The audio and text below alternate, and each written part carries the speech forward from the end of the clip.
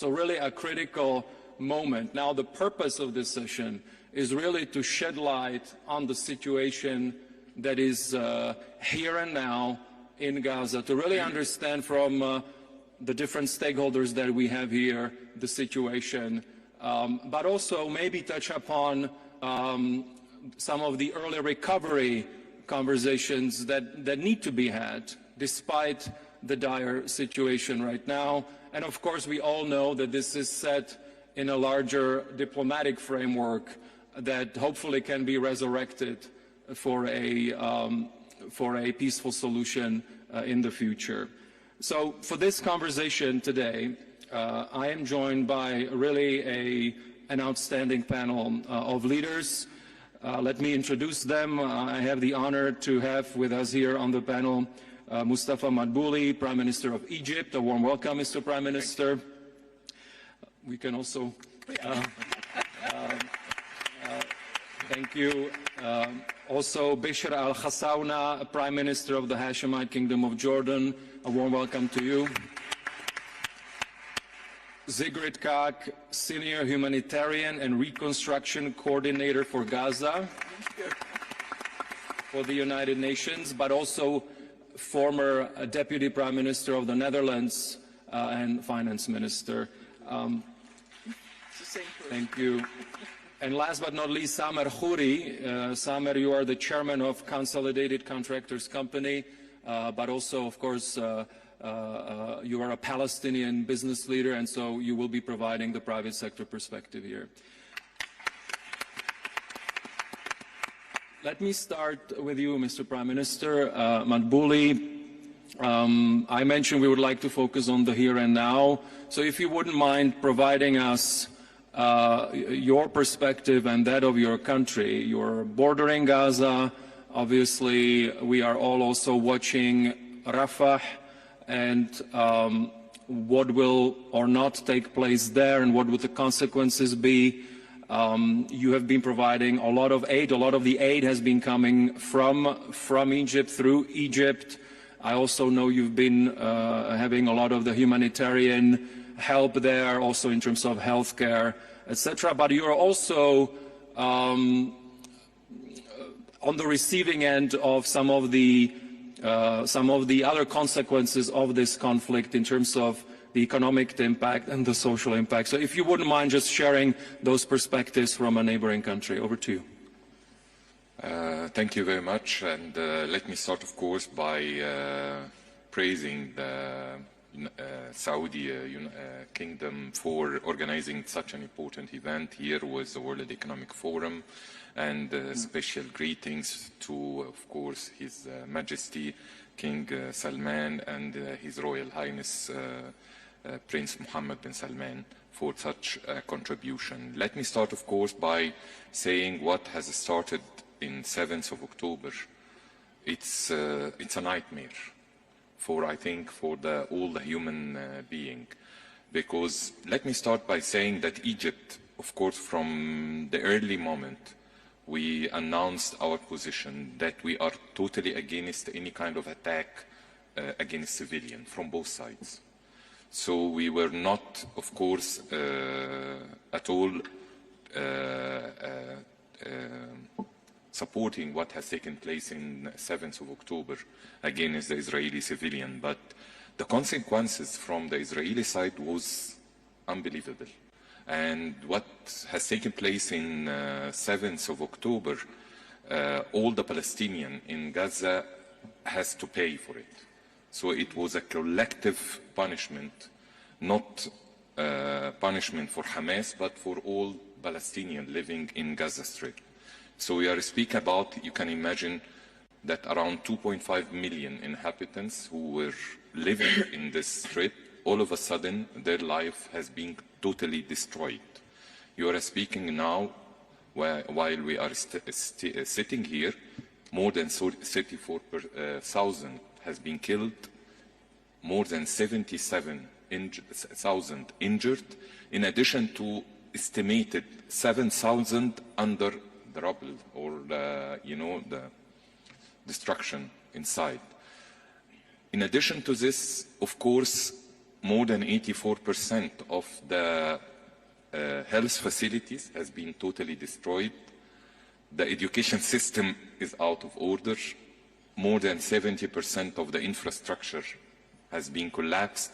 So you are speaking here about a situation that even if today we manage to cease fire and we start to look for the future of this strip, you are speaking maybe, I'm not exaggerating, for decades to just return back to the situation before the 7th of October. From day one, Egypt was standing ready and, of course, to support the Palestinians. And I can say now, without exaggeration, that more than 85% from all humanitarian aid that has reached the Palestinian in Gaza has been raised by the Egyptian government and our civil societies. Basically because we are directly, sharing our borders, and through Rafah Gate and then even afterwards Karam Shalom also, we tried to, of course, pass all kind of aids from our side. Despite that Rafah, originally it is mainly not for trade or, trucks, but mainly for personal. But we open it from day one, and we still, for 24/7, it is open from our side to try to pass, of course, all kind of aids. In addition, we managed to, of course, receive a lot of severe injured cases, and of course I would like to praise, of course, all support from international institution and other countries who, of course, offered to host some of those injured people and try to treat them there. But also thousands of them has been hosted in Egypt, and of course even cure them and treat them in our hospital facilities. So coming now to what was the cost, direct cost and indirect cost on Egypt. I will just give a general number, an overall number of how many, we never call them refugees in Egypt. We call them our guests and our people. Egypt now accommodates more than 9 million refugees from all the region and even from Africa, because of unrest that was taking place in other countries. So, and roughly we calculated as a country, the direct cost of hosting 9 million refugees in Egypt is more than $10 billion annually, that we are, of course, bearing as a government, despite the economic crisis that we are facing. But coming back to the Palestinian, of course, issues, we believe that the most important thing now is to work with our utmost best to avoid attack on Rafah. Because the situation now in Rafah, that you have more than 1.1 million Palestinians who has been displaced from north and middle Gaza to Rafah, in addition to already 250,000 original inhabitants. So you are speaking about between 1.3, 1.4 million Palestinians who are now scattered and distributed on the borders between Egypt and Rafah now. So any kind of attack for those people, it will represent, I cannot describe the word, but it will be, of course, a catastrophic measure. And of course, this might entail, of course, another displacement of those people who might seek any kind of safe place. So maybe they would, of course, put a pressure to cross the border to Egypt. And of course, as Egyptian government, we are, from the humanitarian point of view, we will be ready, of course, to provide all kinds of support to the Palestinian. But if we are speaking about the political side, this means that this will contribute, of course, to the end of the whole Palestinian case and what the whole world has agreed from the early beginning, that there must be a Palestinian state. So all of this, I think, put us as the international society in a situation that we have to do our utmost best to prevent this kind of invasion to Rafah, and really to push the both sides to reach an agreement to cease fire or to hold fire, and have at least a period where they can start the negotiation. But honestly speaking, I would like here to close my first contribution without putting the overall objective for all of us, that any kind of negotiation end up with the two-state solution. This crisis will continue, and it will never stop, and it will harm everybody in this region. So we have to work very hard together, I think, the whole world, to really try to stop first this kind of unhuman, of course, attacks on Gaza, but we have to work for the more, long-term objective of having the two-state solution. Thank you. Mr. Prime Minister, thank you so much. Maybe just a quick follow-up from me to you. I did mention at the beginning that, of course, we are all reading about the negotiations between Hamas and Israel. To the extent that you can share, what is your current reading? Of course, we are hosting this kind of negotiation between the two parties, and there is progress, of course, on certain issues, but still there is fundamental issues that there must be a sort of compromise from both sides to accept, so that we can reach a solution. Again, I think in my analysis, the situation is more complicated because of the internal political setup in both sides. I'm speaking here about Israel and Hamas. Okay. Because if you make this kind of evaluation or analysis, you will find a lot of pressure internally in both sides not to reach any kind of compromise.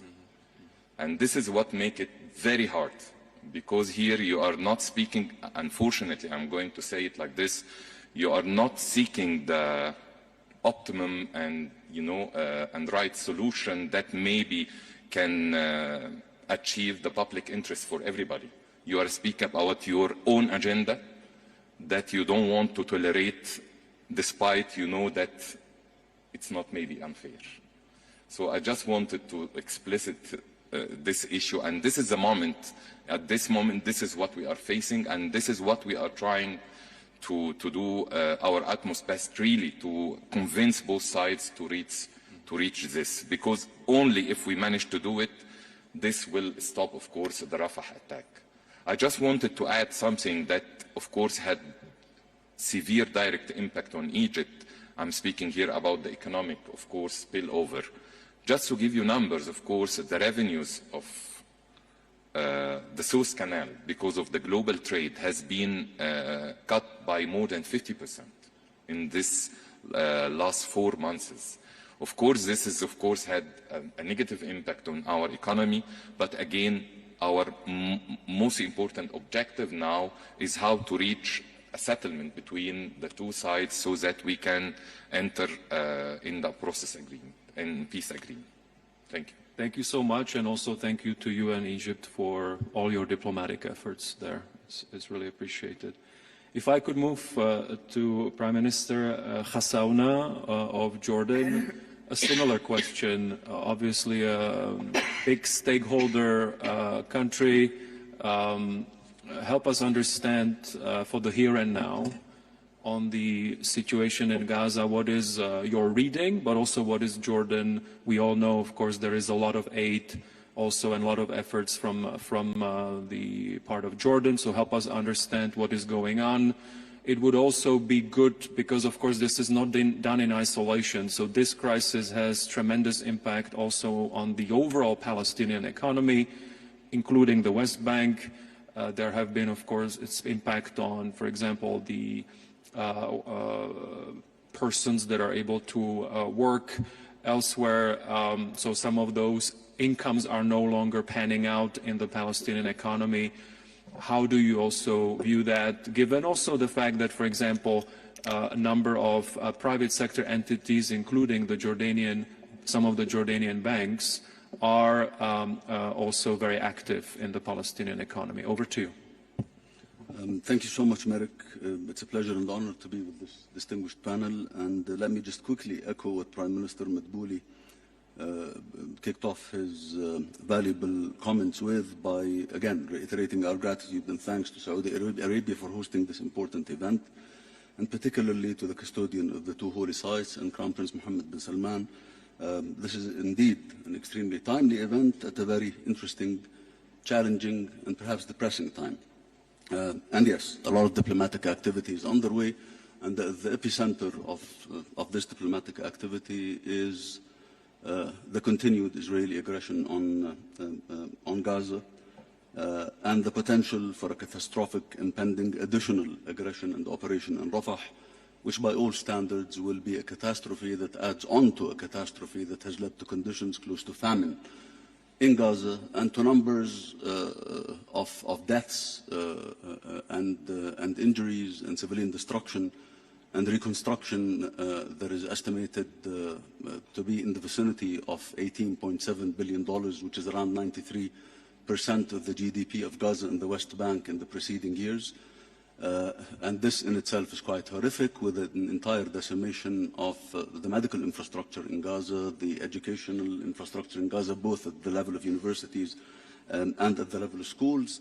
The fact that today we have around 180 women in Gaza daily giving birth in the midst of rubble, and an estimation by a lot of UN and humanitarian agencies that 1.1 million children require psychological treatment and assistance and help as a result of the wreckage that we have seen and as a result of the trauma that they have been witnessing.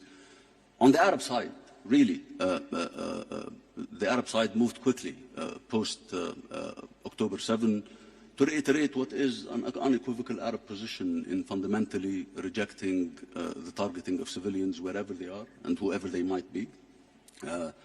And this is a long-standing Arab and Jordanian position. What followed and what ensued is quite catastrophic, and fundamentally it does tick the box, regrettably, of each and every definition that me, as a student in law throughout my educational career, it ticks the boxes of war crimes, grave breaches, violations of international humanitarian law, and the whole range of international humanitarian legal literature and principles and standards that had it been not for the protection that is accorded partially and that's luckily perhaps now diminishing, it's simply and easily just shameful. And this problem did not begin on the 7th of October. This entire problem and catastrophe is really the product of 70 years of continued Israeli occupation and the rejection to recognize the inalienable rights of the Palestinians to achieve their globally, internationally recognized aspirations, and chiefly among them their right to self-determination and to the establishment of their territorially contiguous independent Palestinian state that lives side by side in peace and prosperity and security with Israel on the 1967 borders, with East Jerusalem as its capital, as a requisite that fundamentally would also strengthen Israel's security, regional stability, and regional prosperity, and the prospects for regional integration and for unleashing the potential of this region, which is quite vast and which has consistently been bolted and held back as a result of the continuation of what is at the core of the broader Arab-Israeli discourse, which is the Palestinian-Israeli conflict and the non-realization of the Palestinian national aspirations, and namely the independent Palestinian state in the context of the two-state solution, which is a solution, the only solution, that the world seemingly does actually recognize, with the exception of the current movers and shakers in the Israeli political spectrum, regrettably.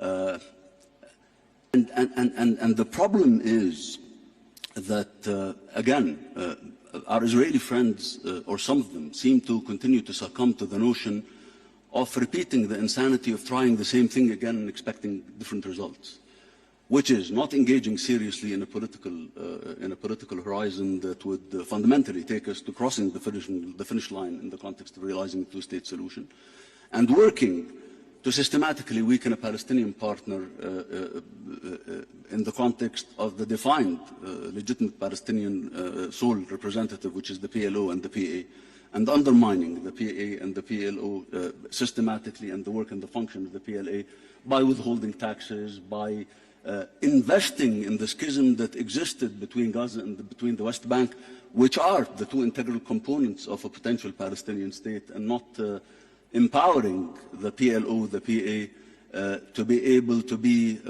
a partner that can end that schism and that can be fundamentally the partner that can bring closure to the long-standing Palestinian-Israeli conflict and the broader Arab-Israeli conflict. We seem to be falling in the trap fundamentally of following the agenda of narrow-minded politicians and political calculus, frankly speaking, and it is quite catastrophic. Because today it is about the political calculus of some politicians in Israel at the expense of frankly, the security of Israelis, the safety of Israelis, the safety of Jordanians, Egyptians, Saudis, Arabs, and all in our region and beyond the region into really global peace and security. And we have seen the skirmishes between Iran and Israel a couple of weeks ago, which again, they were averted from a full-blown regional escalation that we have consistently been warning from in the event that this madness and this assault on Gaza and aggression on Gaza continues. And that threat, again, continues. Today, the Rafah operation would be catastrophic. The world should unite in bringing about a sustained ceasefire and ensures the continuous and sustained flow of humanitarian assistance and goods into Gaza. We have assumed the leading role in Jordan early on, 4 months ago, in streamlining the efforts aimed at achieving headway with making humanitarian aid and assistance reach Gaza when the King hosted a meeting for the different humanitarian agencies in Amman.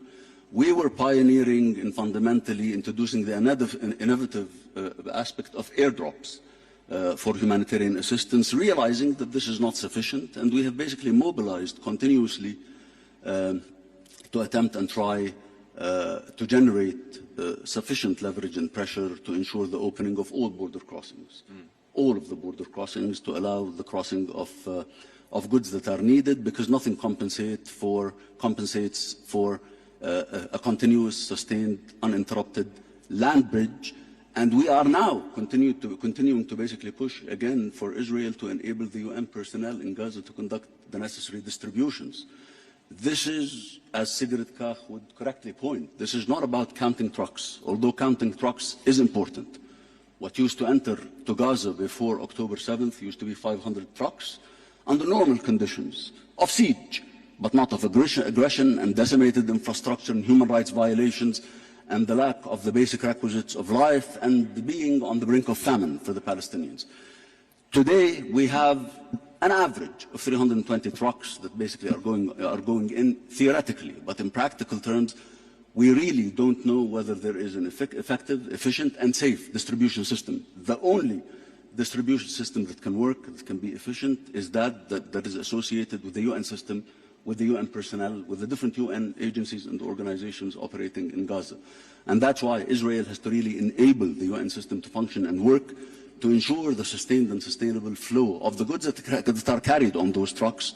And the estimate is that this sustained, uninterrupted flow will have to be in the vicinity of probably double the original number of the 500 trucks, and for many, many months to come, so that it can meet the basic requisites of the humanitarian catastrophe that we see in Gaza today. Today, some of the Israeli politicians are basically taking us in the direction of focusing only on having an operation in Rafah or not having an operation in Rafah.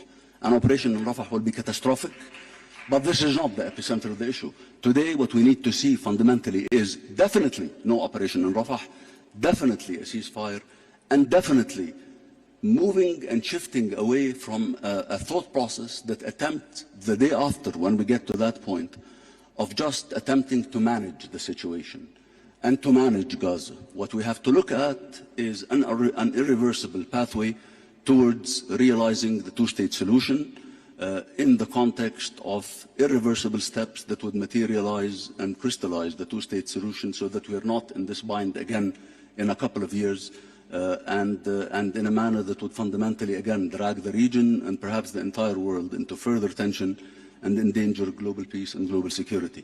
Economically, of course we're touched, and we're severely touched. We have a drop in our general revenues and a tendency and an increase and an inflationary uptick as a result of the tensions in the Red Sea and the association of that with the increase of the premiums of insurance on ships that are crossing from the Red Sea and the diversions that are taking place as an alternative route to the Cape of Good Hope, and also the increase in cost associated with that, which has fundamentally doubled or tripled from Southeast Asia, almost doubled from Europe and from America. Again, today the focus is really to end this Israeli aggression, to bring about a credible political pathway that's irreversible, that takes us to the two-state solution, because this is what will entrench regional peace, regional security, and regional stability, and frankly, to empower the Palestinian partner, which is the PLO and the PA, to be able to again satisfy the needed grievances and aspirations and legitimate aspirations of the Palestinian people, but again, to take this region into fundamentally a closure on the Palestinian-Israeli side through the materialization of the two-state solution, to unleash and unlock the full potential of this region, which is vast and which we have basically seen in the context of what is presented in conferences such as the one that's hosted by our gracious host in Saudi Arabia today. Thank you. Mr. Prime Minister. Thank you so much. If I could just have a very quick follow-up, if you wouldn't mind addressing it briefly. Of course, I know we don't have a representative here of the Palestinian Authority, but also just to understand your perspective on what this means for particularly the West Bank economy, how fragile it is right now as a result of this crisis. Sometimes what's missed when we focus on the ongoing catastrophe in Gaza, and I think the sheer size of that carnage and catastrophe is probably deviating us from focusing on what's going on in the West Bank. And what's going on in the West Bank in terms of settler violence, in terms of economic conditions, in terms of lost opportunity, in terms of transgressions on the Palestinians, in terms of even killings and deaths. 509 people were killed in the West Bank. This is basically a record number in many years. Home demolitions and those who have been evicted from homes in the West Bank since the 7th of October numbered around 280, as opposed to an already horrific monthly record of 128 prior to that. So the West Bank, the increased settler violence in the West Bank, the loss of economic opportunity in the West Bank, the withholding of the tax collections that the Israeli government levies on behalf of the Palestinian Authority, the loss of job opportunities, is all creating dire conditions there that we realize are quite significant and serious and are not sufficiently focused on as a result of what's going on in Gaza. But His Majesty the King was very quick to really recognize that this is happening, and this is why some of our strategic reserves of wheat and barley were directed to assist the Palestinian Authority, and also we have deployed a field hospital to complement and assist the Palestinian Authority and the health sector in the West Bank, and we deployed a hospital to Nablus in addition to two field hospitals that operate in Gaza. Yes, the economy in the West Bank is quite dire, and again, this is directly attributed to the disempowerment of the supposed partner systematically by some of the Israeli government that is occurring, and that is fundamentally, again, done by default, but most likely purposefully. And I hope that basically we move into a more wise approach that serves the Israelis, the Arabs, and the world at large. Thank you. Thank you so much. Let me move to Sigrid Kaag. You are responsible for the UN for both the humanitarian aspect, but also you are the reconstruction coordinator as well. So you're spanning both functions. You had a testimony to the UN Security Council. One of your, I think you have a regular testimonies there. So the last one, you called for a paradigm shift that is required in terms of addressing the humanitarian situation in Gaza. Could you please explain what you meant? Yeah, no, thank you very much. And of course, let me also express my thanks to the Kingdom of Saudi Arabia for hosting us and being here. I think a lot of the important points have been raised by both Prime Ministers of Egypt and Jordan. The paradigm shift is required when it comes to the scale-up, sustainability, predictability, and diversification of humanitarian assistance to Gaza. We've moved from food, which was urgent, dealing with a situation of near famine conditions, certainly in the north. People, the majority, or almost all citizens in Gaza, Palestinians, being food insecure, to now having some supplies in. The Israeli government has responded to pressures and requirements and asks also by the UN in the adoption of a number of measures on 5th of April. My ask is that much more is needed. And it is about what the Prime Minister said. We need to know what's coming, but we also need diverse goods. You cannot deal with the tremendous impact of this crisis on the civilian population with only flour or only limited types of goods. People need to have healthy produce, they need to have medication, they need to have access to treatment. Given the scale of destruction and the inability to reach, but also the level and the impact of the crisis on the civilian population, we're calling for this paradigm shift, and that's measurable. So we're not counting trucks, we're seeing what gets distributed and which types of assistance reaches people. That's quite a complex exercise, because the ability to distribute in Gaza is still encountering a number of obstacles. Some practical, road repairs, where a tank can go, a truck cannot go. The behavior at checkpoints needs to alter. We need effective deconfliction. The example, I tend to wave my hands, very un-Dutch, but the tragic incident with the WCK that obviously led to the final pressure point is exemplary of what the over 200 humanitarian workers have faced, and they've lost their lives in Gaza. Another unprecedented number. And you can correlate that to the high number of victims, women, children, and the elderly. And this goes on. So the paradigm shift needs to be in the focus of the now, the ability to actually reach people, but also if we look ahead. Because needless to say, the reconstruction efforts, not only politically, but also from an investment perspective, are all tied to the political parameters, the two-state solution. But from a humanitarian and from a human perspective, we cannot ask civilians to wait. Children need to be schooled. Over 1 million children are not being schooled. It will be a school in a tent, potentially, for a while, as the UNRWA educational facilities are actually used as shelters for families. How do we provide for shelter? How do we provide for the rehabilitation of the health clinics?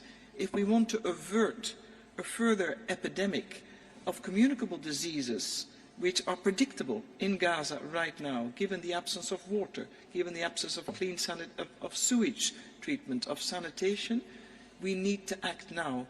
And this cannot wait for the political solution, whilst we are clear on the parameters and the immediate return of the Palestinian Authority to resume its governance. A second aspect of paradigm shift that is needed, and I'll pause here then immediately to give space to Samer, is stabilization. Without security, without a resumption of security services that are credible and that are an aspect of governance, it's very difficult to implement, because lawlessness has occurred as the de facto police was no longer allowed to operate. Despair of people took over, but also lawlessness. In a vacuum, there's always a filler. And in this case, it's criminal gangs, which increase prices that we've tackled.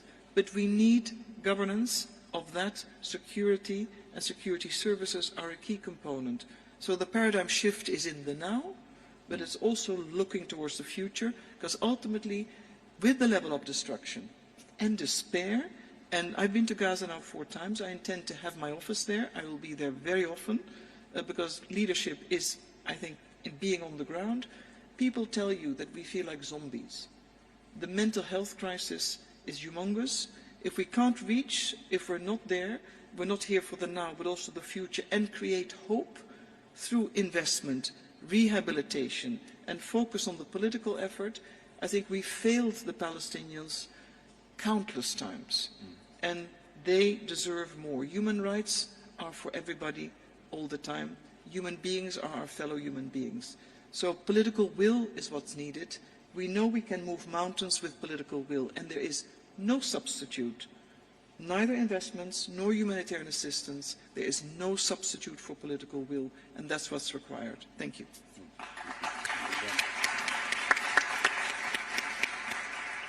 Thank you so much, Ms. Kaag. Samer Khoury, as I said, of course, you're a Palestinian private sector leader, engaged not only in your industry, but I know you're very active in Palestine overall. I have known you for a while.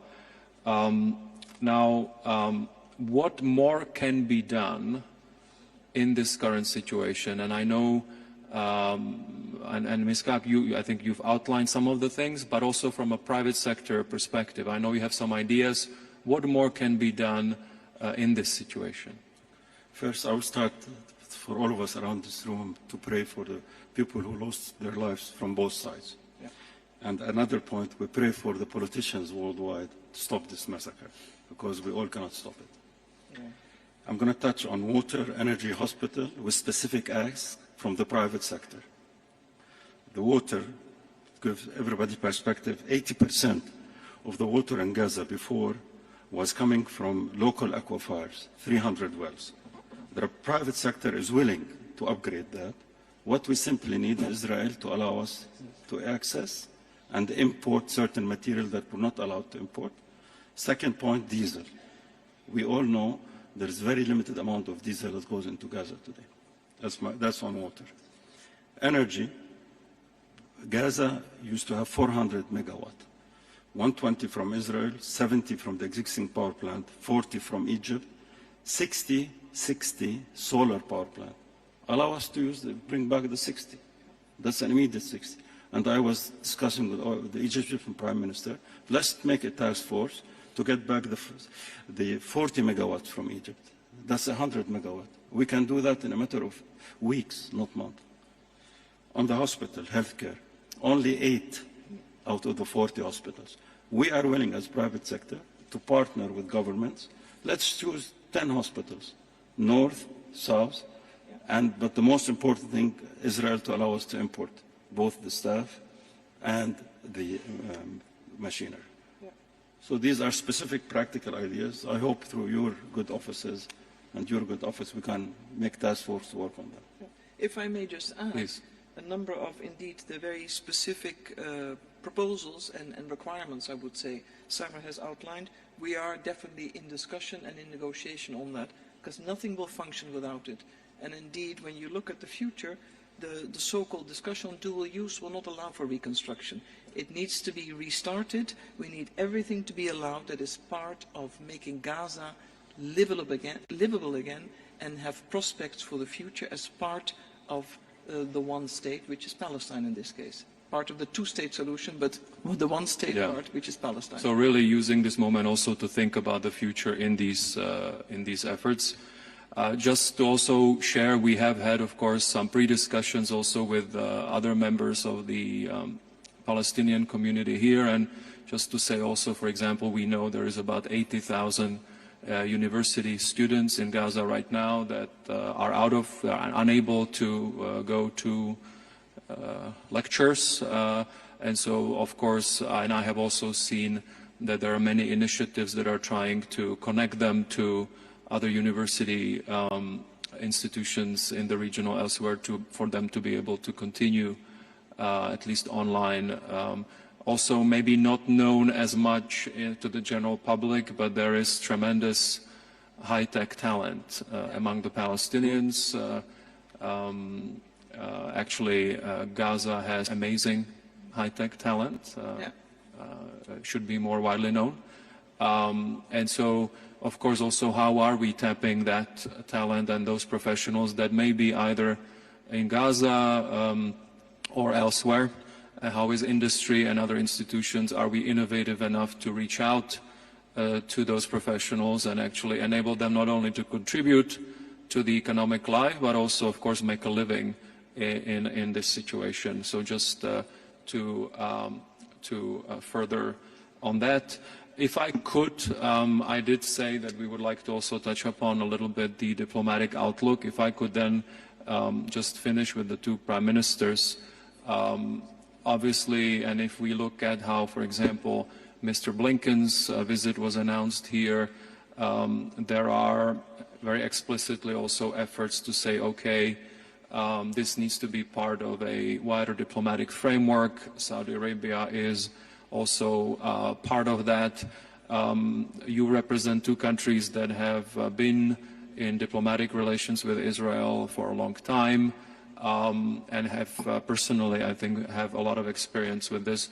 So how do you see this latest effort in terms of this new diplomatic framework with then Saudi Arabia being involved? And we all know the framework. I would like to start with Prime Minister of Jordan and then finish with Prime Minister Madbouli. Thank you so much, Mirek. From what even Samer said and Sigrid Kaag, it all really hinges on Israel having the effective control on Gaza to enable them to refunction and to rework, whether in the context of electricity, reconstructing hospitals, operating, allowing a sustained and sustainable flow of goods and personnel and reconstruction of hospitals and electricity. It really all hinges on Israel enabling those infrastructures to function, enabling the private sector to function. I need to just basically maybe point to two things that are quite essential, and they're a cornerstone of fundamentally our policy in Jordan. We caution and continue to caution from Israel creating conditions that would fundamentally lead to either voluntary or forced transfer of population outside of Gaza and the West Bank in any direction outside Palestine, because this is basically something that will liquidate or aims at liquidating the Palestinian cause.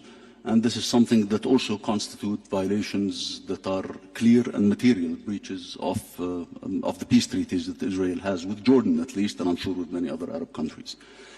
So this is definitely a red tape, and this is something that we will not accept and that we will not allow, because it constitutes a material breach of the peace treaty and because it's basically an attempt to liquidate the Palestinian cause and the prospects of a two-state solution. Again, today about diplomatic activity. Repeatedly, the proof has been in the pudding. Management will not cut it. Attempting to short-circuit the Palestinian issue will not cut it.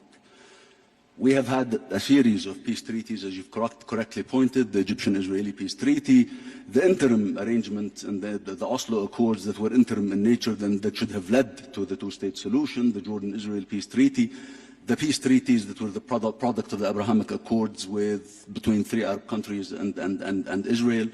And still, this did not in any manner, fashion, or way make the Palestinian issue go away, or usher in prosperity and unlock the potential of the region economically, as was anticipated in the context of what the end result of those peace treaties would be, which is really a region that lives in requisite conditions of prosperity, complementarity, economic complementarities, mega projects that are needed, a potential that's quite vast. You've mentioned IT, and absolutely, this is a region that basically you can create a lot of synergies, interdependencies, cooperative aspects that attend to challenges that are global in nature, climate change, or to basically tap into areas that provide vast potential, such as artificial intelligence, such as renewables. You cannot do that without fundamentally recharting a pathway that's political, that's irreversible, taking us into a two-state solution. Reconstruction, that you will not have appetite for commitment for reconstruction if the edifice that we attempt to resurrect collectively the day after the ceasefire, which is essential, and certainly really not allowing further adventures that are catastrophic, such as entertaining thoughts and ideas of a military operation in Rafah, where 1.3 million Palestinians are crammed, that will lead to a catastrophe. Really, what we need to do is to chart that political pathway in a context that's quite irreversible, that takes us to a two-state solution. Everyone has a role to play, and the Saudis have been leading since 2002 in embracing the Arab Peace Initiative, which fundamentally offers Israel comprehensive peace with all the Arab countries, and this was endorsed subsequently also by the Organization of Islamic States, and it offers Israel peace and cooperation with 57 Islamic states in return for peace and for the establishment of a Palestinian state in the context of a two-state solution that would also ensure undertakings by Arabs and by Muslims to satisfy all the legitimate security concerns that are real, that the Israelis have, and that we would be willing partners to entertain and to attend to and to secure, as we secure the collective security of our citizens and those of that of the region and the global security at large. Thank you. Thank you, Mr. Prime Minister. And let me close this session with the perspective from the Prime Minister of Egypt on the diplomatic framework. Can we use this moment to finally get on a more sustainable diplomatic path to peace? Yes. I don't want to repeat what my brother here, Mr. Bisher Khasawneh, has mentioned, but I would like to state a very clear statement. In 1948, the whole world has gathered to recognize the right of Israel to exist. At that time, the resolution mentioned there must be two states. I think it is now, not tomorrow, that the whole world should gather to recognize the right of Palestinians to have their own state. This is something against all what we have learned or heard from the West about human rights, about basic needs, about democracy, about anything that you were raising and adapting and pushing us to adapt in our regions. So it is now or never. I'm speaking seriously. If you could imagine that postponing this decree or this recognition will solve it or will be pro-Israel interest, you are totally wrong. It will be against the future of Israel itself. You can never imagine what could happen in the future. You are speaking about a nation, a Palestinian nation, that has been raised for 75 years under aggression, occupation, lacking all kind of basic rights to exist on their original land. So without having their own right, that in closed door everybody recognizes it. But when it comes to reality and to have a solid situation, everybody is refraining. So come on. I think it's now the time for the world, if you would like really to have a serious solution in the region, because you can never imagine what could be the escalation in a couple of years of such kind of conflict. We have seen a prova, or what you can call it, between Iran and Israel in a couple of days. So what will be the situation for the whole world if a regional war will start? If you can imagine that you are far, you are in a very elusive situation. Everybody will be affected. So I think, again, it is today that we all together, we have to push for the two states solution, and then all kind of reconstruction and all kind of humanitarian aid, it will come. Thank you very much. Thank you, Mirek. Mr. Prime Minister, Madam Kaag, Samer, thank you so much for helping us shed light on what is happening right now in Gaza, but also for your strong contribution in terms of what is the horizon going forward. Thank you so much. Thank you. Thank you, man.